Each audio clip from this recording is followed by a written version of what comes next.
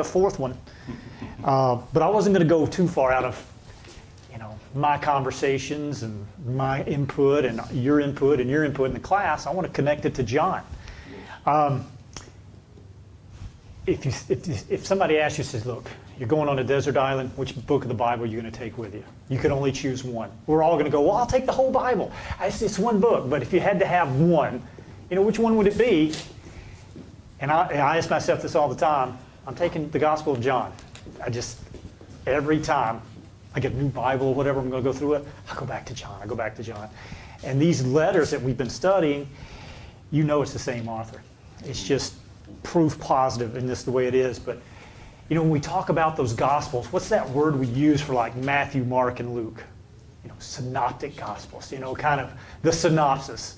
This happened, and then this happened, and this happened. And then there's good teaching, and there's teaching. It's about our Lord Jesus Christ. But then John has a different vibe all to its own. And sometimes it's even out of chronological order. But it's that thing about John, he is the Son of God. And we see this here in these letters, especially in 1 John, convincing those people, trying to build their confidence. And it's like, yes, he is God, and he walked in the flesh. But I love it. I love John, and I've enjoyed these studies totally. So that's what I was thinking. We'll make some connector lessons between these letters, the Gospel of John, and then you've probably already figured it out. I can talk. So if you don't talk back, I can keep on rocking. So I want this to be a free exchange and like me just be the moderator, but with 4 other people and stuff. When we went to Ireland and everybody was walking away from Blarney Castle, these people were going, I got good luck now. I was like, you people, it's not luck. It's the gift of gab. That's what it is. I had that before I slobbered all over it. So I got a double dose of that. So I don't have any problem yakking, but please feel free to speak up. And we may not even get to everything that I want to do, but these 3 lessons, the first one where we left off in 3 John 11, beloved, do not imitate what is evil, but what is good. The one who does good is of God, and the one who does evil has not seen God. For this first connector class, I want to talk about seeing God. What does that even mean? First of all, the one who does good is from God, and we've seen this language in these epistles. Born of God, abides with God, is from God. But then one who is evil has not seen God. And the first thing that popped in my head anyway is one of those postulates or one of those theorems in geometry where you had to learn, if A equals B and B equals C, then A equals C, and then you can reverse it. So if one is good, then they've seen God. Because if you're evil, you haven't seen God. So, the reverse is true. And if you're evil, you're not from God. And of course, we've seen that in our study of 1 John. You're not of God. Those of God walk in the Spirit and walk in the truth. So if you're of God and you're born of God and you're from God, you've seen God. But what pops in our head? Well, nobody's seen God. Exodus 33:20. Moses is on the mountain with God. He's like, you can't see me. Nobody can see my face and live. Now, it's not a coincidence. How does John, in chapter 4, verse 24, describe God? He is a spirit. So, how can you see a spirit? It's invisible. And we'll get to that phrase in a minute. And you've all heard the words anthropomorphic. You give human qualities to something that's not exactly human, but throughout the Old Testament, the eyes of God, face of God, the right arm of God, he sits, he walks, but he is a spirit. Yet, what does 1 John say?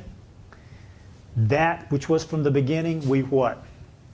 We heard, we saw, we touched. So, how is that? And he's writing all that to build us up in our confidence. Now, what is our Bible? What is our New Testament definition of faith? According to Hebrews 11. It's the substance of things hoped for, the conviction or the evidence of things not seen. So it's substance, it's real, it's the assurance. And John says, hey, we saw it, I'm writing this down. but you haven't seen it. That's faith. Sometimes we pray. I know I pray sometimes. We long for the day when our faith will become sight. I think that's a lyric in a song too. We won't have faith in heaven. We'll see him. But isn't that the irony though? We've seen the writers of John, whether it's in the late 60s or whether it's in the early 90s, chances are they didn't see Jesus. And not too many people actually did, although 500 saw him, the resurrected Christ, in one go. But again, 500 people compared to the population of the world, not that many people have seen Jesus. But verse 6 of Hebrews chapter 11, without faith it is impossible to please him. For he who comes to God must believe that he is, and that he is a rewarder of those who seek him. So there's something in the Bible message about seeking God and seeing him, but he's invisible. He's a spirit. So I just want to dig into that just a little bit deeper. And then that's a bit ironic, though, isn't it? Your faith is, hey, seek God. But where is he? He's a spirit. Can't find him. Now, back in the Gospel of John, the first chapter, it sounds pretty much like the first few verses of 1 John, doesn't it? In the beginning was the Word. And this is what I love about John. Matthew, Mark, Luke, and John, in the days of Augustus Caesar, or, this is the genealogy of Jesus Christ. Here is in the beginning. He goes all the way back. In the beginning was the Word. And the Word was with God, and the Word was God. He already puts a pronoun, a descriptor. He was in the beginning with God. All things came into being through him. And apart from him, nothing came into being that has come into being. And I'm reading from the New American Standard Version. In him was life, and the life that was the light of men. And the light shines in the darkness, and the darkness did not comprehend it. We talked all about that in 1 John. Walking in light, not in darkness.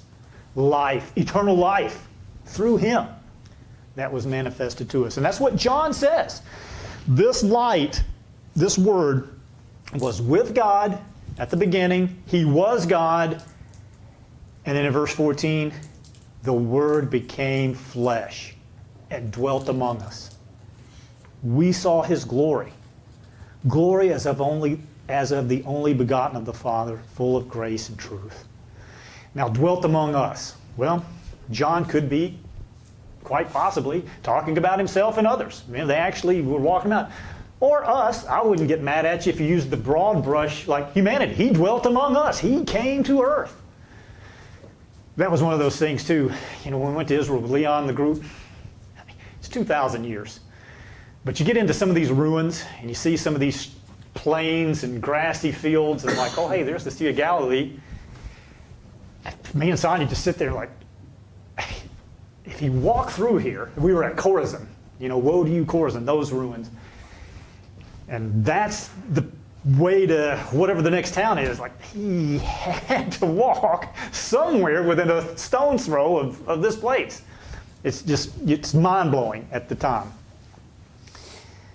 But John repeats what he says here in the Gospel in 1 John. And he has confidence and he wants us to have confidence in his testimony. Now that's lesson number 2, testimony, witness, if we even get there. Like I said, with my proclivity to talk, we may not even get through the notes I've got, but whatever. But John 11. I'm going to stay in John quite a bit. John 11, verses 40 through 42, when he raises Lazarus, what does he say there? Did I not say to you that if you believe, you will see the glory of God? And he's already promised them that earlier. When Nathanael said, hey, there he is, there's some God. You recognize me and you just saw me across the way? You haven't seen nothing yet. That's what he tells them. So it's the seeing. What is going on here? And we're going to stay in John and turn to chapter 14, because we're going to see one of the disciples, Philip, just straight up ask him. Now, the Jews, they knew who Jehovah God was, the Father. And Jesus already said, hey, I'm from the Father. They didn't have really any misconceptions on who the Father was. They knew it was God. So let's read here in John chapter 14, beginning in verse 7. If you had known me, you would have known my Father also. From now on, you know him. And what does he say? And have seen him. Yeah, my mind reels already. God the Spirit, what? Moses even couldn't even look at him. Philip said to him, Lord, show us the Father, and it's enough for us. Just show him, and we're done. We got it. A lot of times the apostle said, Lord, just speak plainly to us. Instead of using the parables. And sometimes he just flat out and spoke plainly to them, and they go, we still don't get it. We kind of pick on them, but we'd be in the same boat with them. But Philip says, Lord, show us the Father, and it is enough for us. And Jesus said to him, have I been so long with you, and yet you have not come to know me, Philip? He who has seen me has seen the Father. And how can you say, show us the Father? Do you not believe that I am in the Father, and the Father is in me? The words that I say to you, I do not speak of my own initiative, but the Father abiding in me does his works. Believe me that I am in the Father, and the Father is in me. Otherwise, believe because of the works themselves. Truly, truly, I say to you, he who believes in me, the works that I do, he will do also, and greater works than these he will do, because I go to the Father. And then we talked about whatever you ask in my name, and he's going to spend the helper and all this. But Jesus says, Philip, have I not been with you long enough to see? Now, honestly, did they see God like on his throne, like maybe John got a glimpse? No. What does all this mean? Well, I love whiteboards. At Milton, we had a chalkboard. Oh, yeah. And everybody loved it, too, because we had this big box of chalk that had all these multicolors. And Clyde, one of the guys that said, like, oh, this is going to be a multicolor lesson. It's like, you got that right. But I love whiteboards. I love chalkboards. And just as a side note, when I'm up there in that adult class, Sonia's going to have me a shot of Thorazine. I don't know how I'm going to keep quiet in that adult class. Can I just have a class down here just with myself? I don't know how I'm going to make it up. Okay, well, I'm going to have to make an official report here if this doesn't work. Oh, yeah, good. I'm not going to color that in, but yeah, we're Disney nuts. But if I drew that and you saw a Mickey head, what pops in your head? Mickey Mouse. Mickey Mouse, but what else? Disney World. Exactly. Basically, everything that you might even think of Walt Disney. You may think of Disneyland. You may think of a vacation at Disney World. You know what I'm saying? Everything that could possibly be you may even think of Donald Duck. But everything associated with just 3 circles, all that pops in your head. Oh, yeah. What about this one? Yes, I'm a pop culture nerd, but that's okay. I was before it was cool.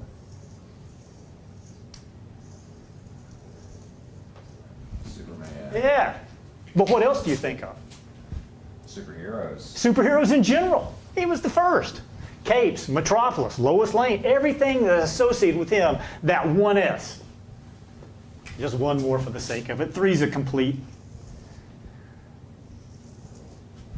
Nike. Yeah, exactly. You might, have you seen the movie Prefontaine about the runner from University of Oregon? That's where it all started. The coach made him some special shoes. That's where Nike got started, the swoosh. But yeah, Nike. You might even think of Michael Jordan. Of course, now he has his own logo. But all that stuff associated with that one little simple thing. What did I say? What word did I use? Logo. Now, I am not a Greek scholar. I'm not going to pretend to be. I'm not a Hebrew scholar. But in John chapter 1, the word, that Greek word. Oops.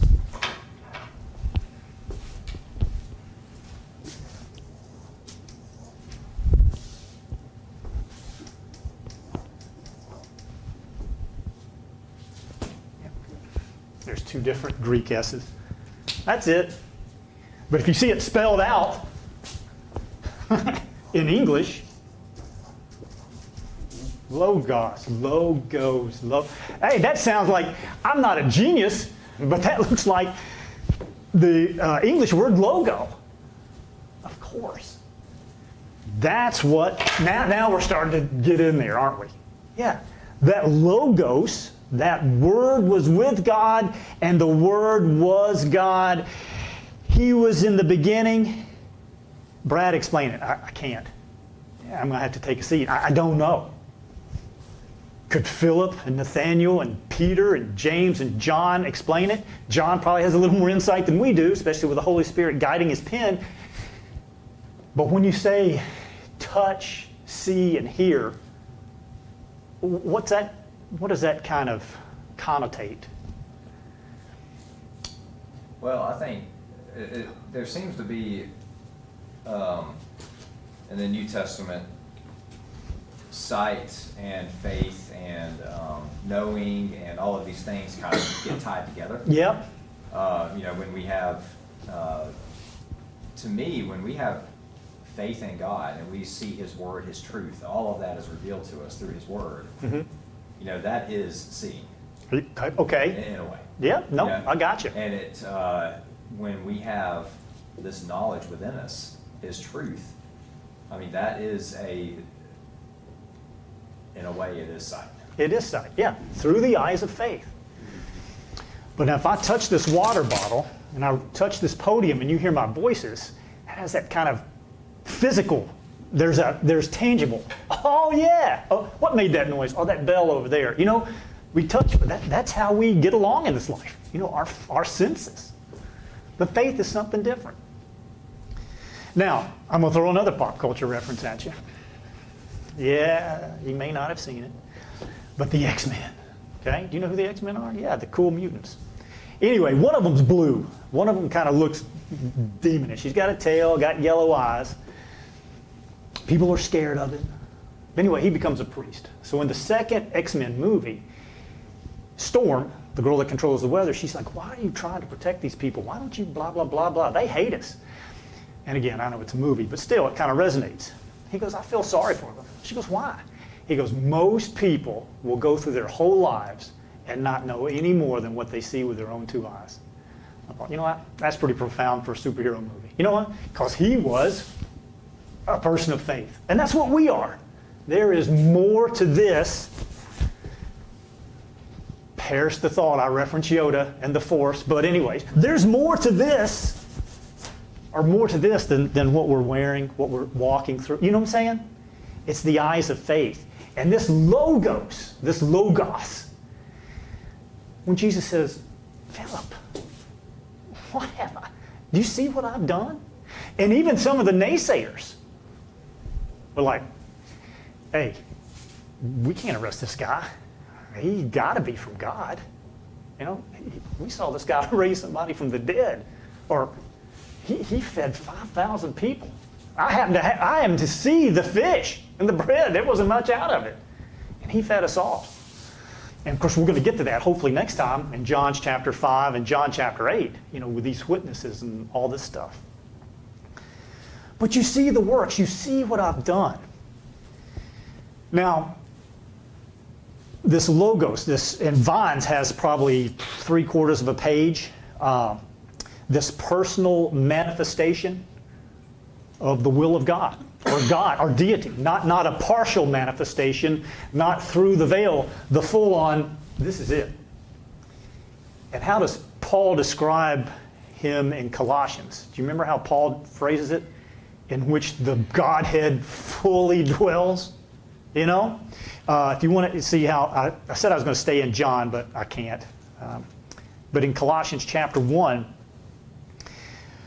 verse 15, he says, for he is the image of the what? We used this earlier. The invisible God, the firstborn of all creation.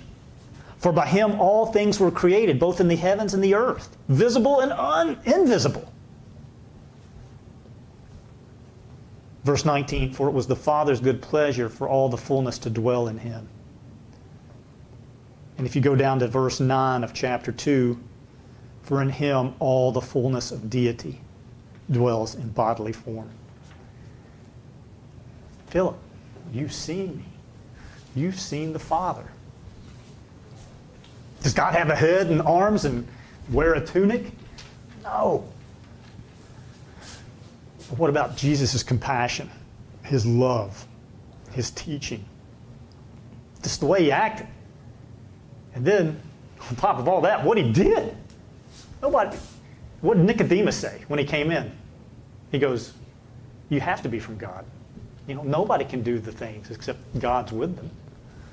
So there's that logos, that self-revealed word, will of God. And if I'm not mistaken, back in, is it called the Shekinah? The Hebrew word, the dwelling or the settling presence of God, that Shekinah glory that some of our Jewish friends may reference when they talk about the temple. But in Exodus 25, around verse 8, you know, I will build me a sanctuary that I might dwell in it.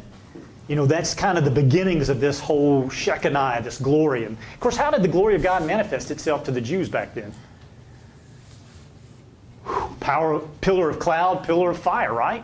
And then, of course, when Moses is on the mountain, all the thundering and the lightnings, they had to step back, don't even come to the mountain.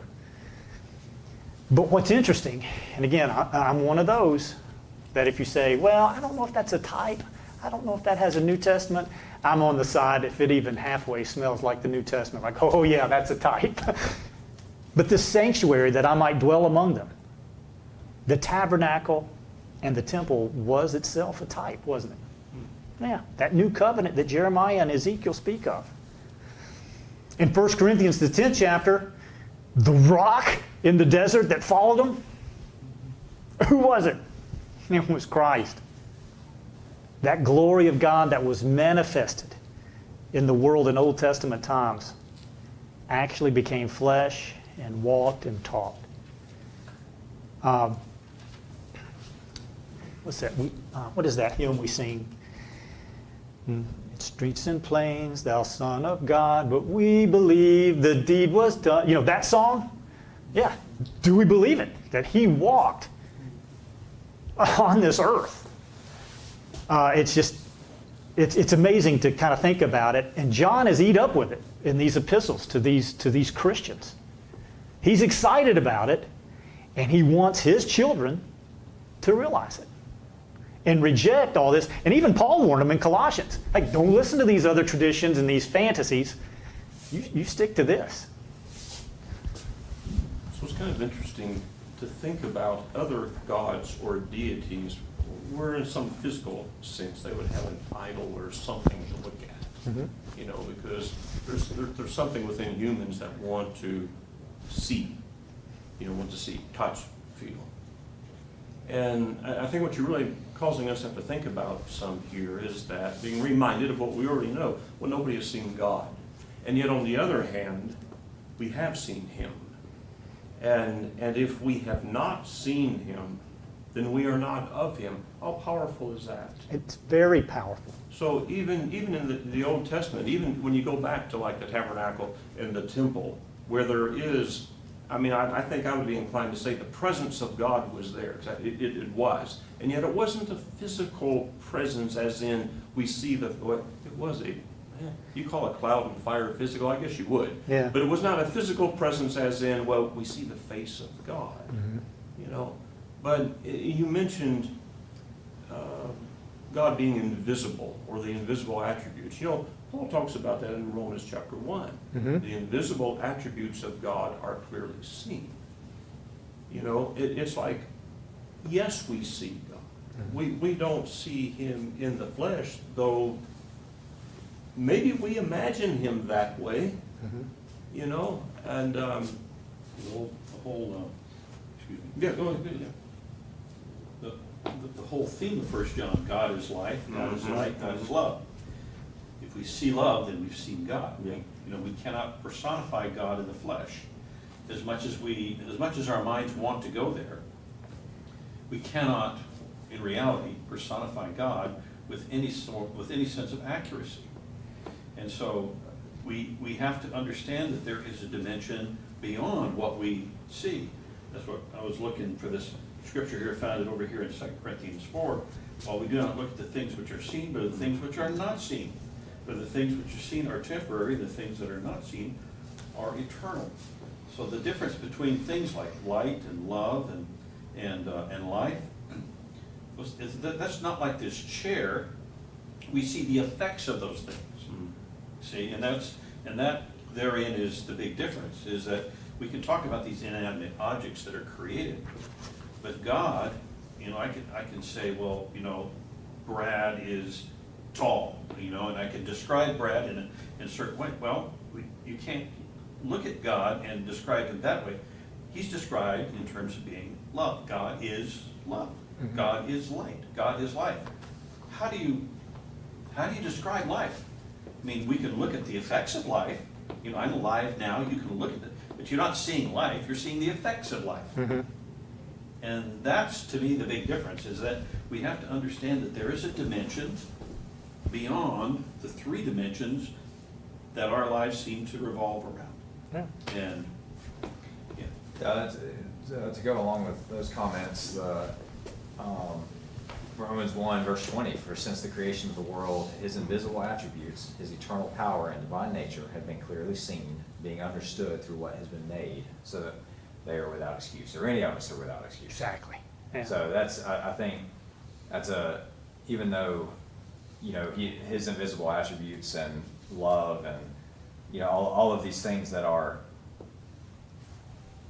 kind of a little bit more hard to describe in a physical way, we do see his nature all around us. Absolutely. And we're without any excuse that there is a higher being. You got it. And what is more powerful here? Do you think about this? Seeing God in a physical form or seeing his attributes? I mean, when you think about this in the big picture, some people, they almost have the attitude like, well, if I could see God.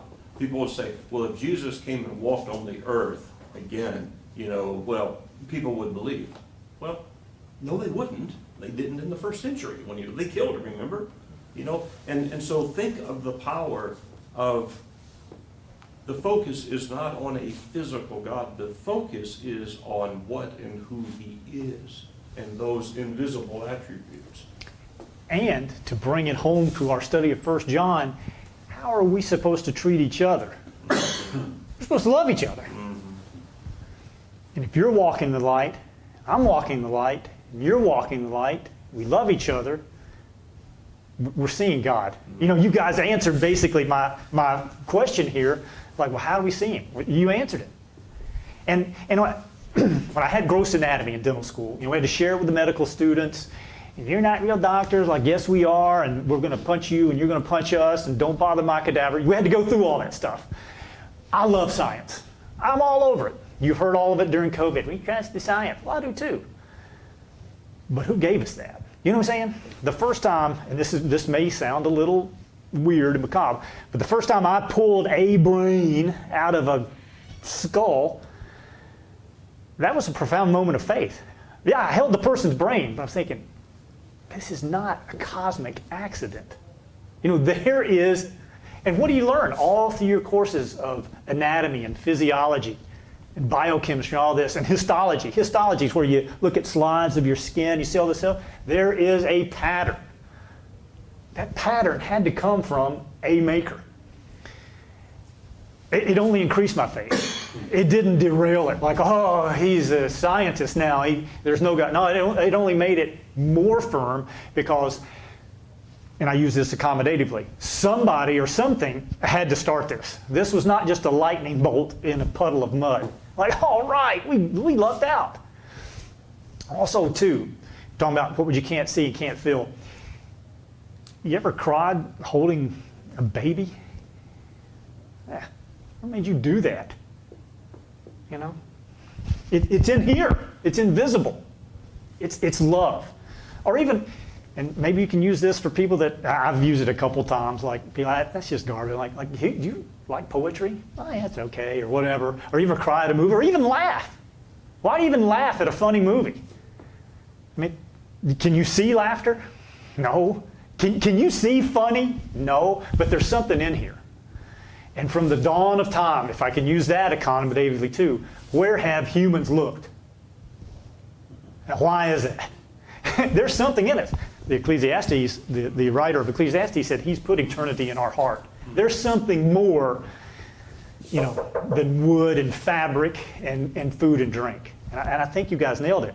And my last point really was, how is Jesus physically described in the Bible?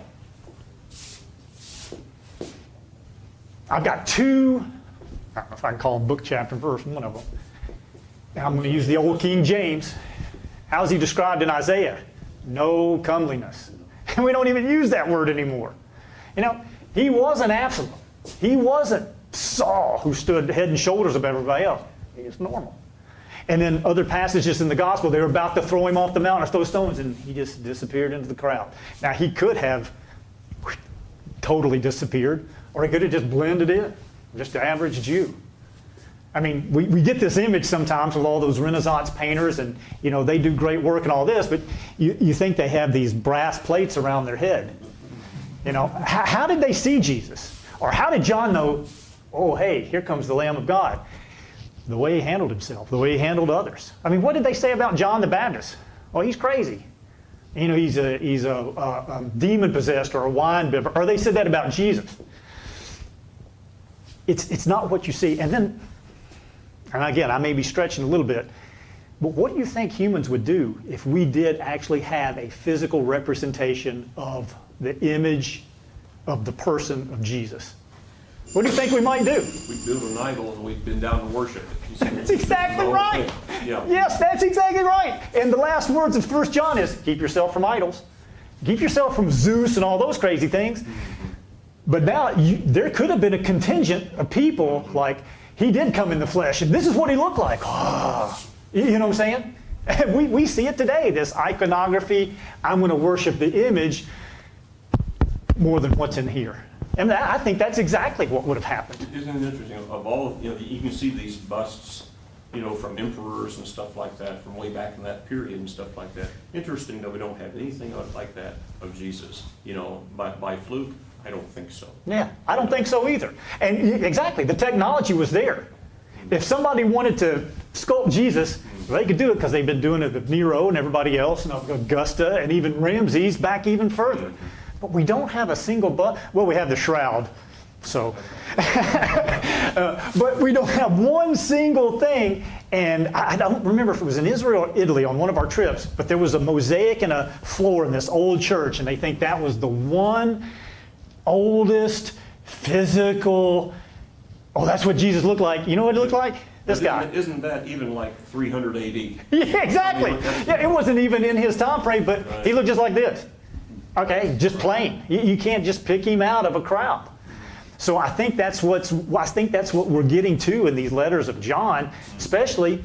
And here we are in 2024. We're 2,000 years removed. There's no way none of us have seen Jesus walk, but it's that eye of faith, you know. And I think that just brings home the message even further. And what does John call us if we disagree? Antichrist.